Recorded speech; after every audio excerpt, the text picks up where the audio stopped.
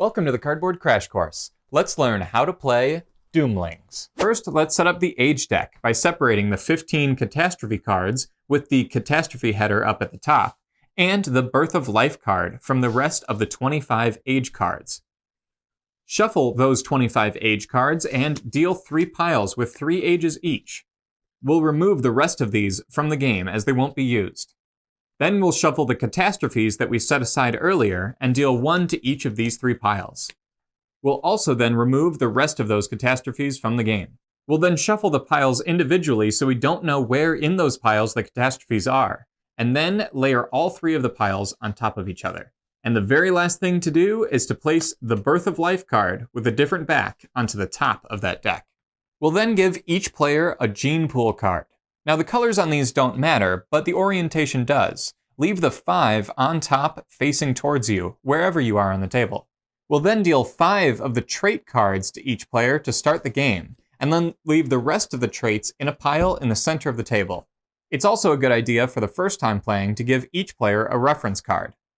The final setup for a 2-player game should look something like this, with each person having a play area and the central age and trait deck in the center. And now you're ready to play.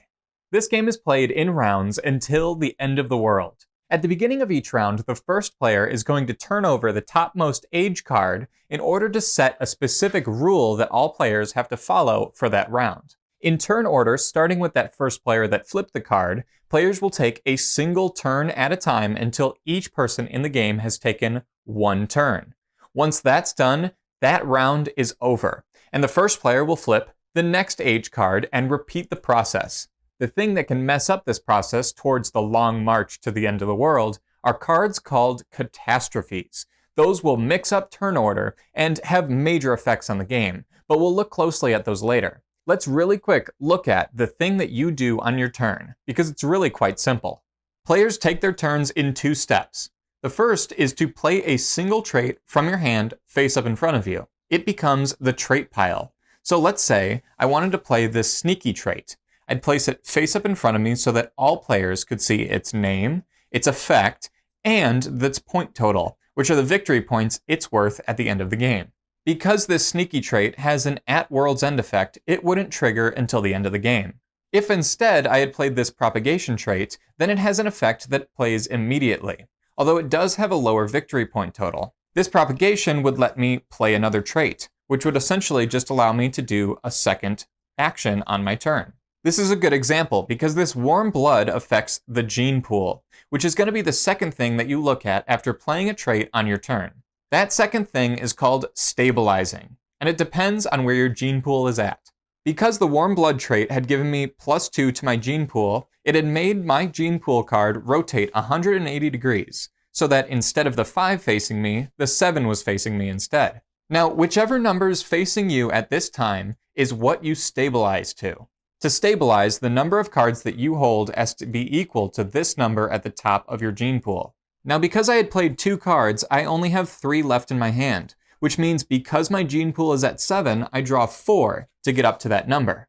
I would be considered stabilized at this point, and would end my turn. Now let's say when it was time for me to stabilize, the gene pool number in front of me was only at 5, but I had 6 cards left in my hand. I'd have to discard one of these of my choice to the face-up central discard pile. In this case, I would now be considered stable and would end my turn. The easiest way to organize traits is to separate them by color. You also want to leave the victory point totals to show by playing them on top of each other like this. Any effects that happen at world's end will also have this little symbol on the bottom right corner to show you and remind you at the end of the game that it has some kind of trigger to play. Now remember that the Birth of Life card will always be the first card turned over at the very beginning of the game before anybody takes their first turn. This is just setting the basic rules for the game. But after everybody has played 1 turn, then the first player will flip over the next age card. Some of these ages are normal and just affect the rules for that round of the game. So in this case, the Age of Peace tells us to ignore all trade actions with this symbol of A, like that propagation we tried to play earlier. If this was out, this card would do nothing as it was played. However, some cards are considered catastrophes and have multiple effects. Firstly, before triggering any effects on the catastrophe card, the first player position moves one person to the left. So if I was the first player in a two-person game, then the other player would become the first player for the next round. Firstly, there is always effect at the top of the catastrophe that affects everybody's gene pools. So this would immediately give us -1 to all of our gene pools. Remember, -1 to your gene pool looks like flipping it 90 degrees, so the lower number is facing you. Then next up is another effect that affects everybody. So in this case, everyone would have to discard one card from our hands for every green trait in their trait pile. Because I only had one, that means I'd have to discard a single card. And finally is a World's End effect. If this is the first or second catastrophe that you've drawn in the game, this effect is completely ignored. But if it's the third catastrophe that has been drawn in a game, then the world ends immediately and the game is over.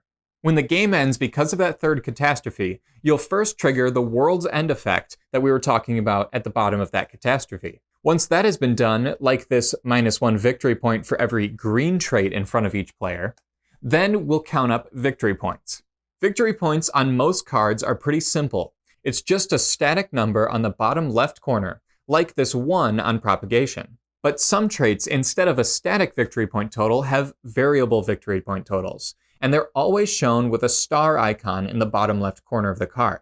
For example, this kidney gives you 1 victory point for each kidney in your trait pile, including this one.